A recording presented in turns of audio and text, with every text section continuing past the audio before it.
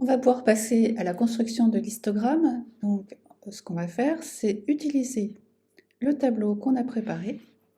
Je le copie de nouveau. Et puis, je vais l'importer sur Desmos. Et donc, je vois apparaître mon nuage de points.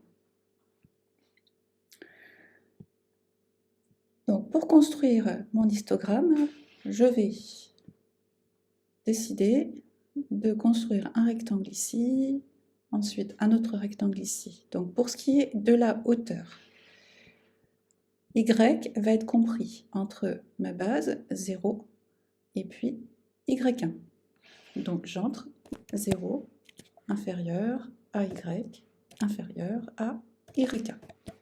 Et là, je vois apparaître en fait tous mes histogrammes qui sont superposés les uns sur les autres. Donc il faut que je délimite mes X. Pour ça, j'ouvre une accolade.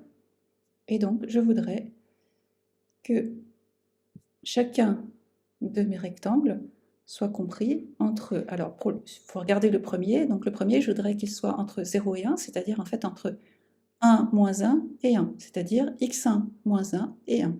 Donc j'entre x1 moins 1, x1. Et voilà mon histogramme.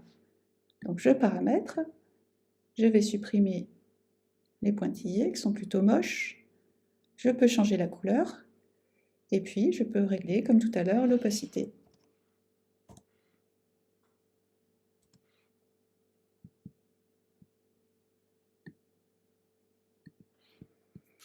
Et je ne veux pas des points ici, donc je les retire. Et d'ailleurs, on peut toujours effacer ce qu'on veut, par exemple, je peux effacer mon histogramme. Ensuite, vous pouvez faire en sorte de pouvoir déplacer votre histogramme, c'est-à-dire choisir sa position, donc choisir la base, et puis choisir également la hauteur des rectangles, de manière à pouvoir paramétrer tout votre graphique.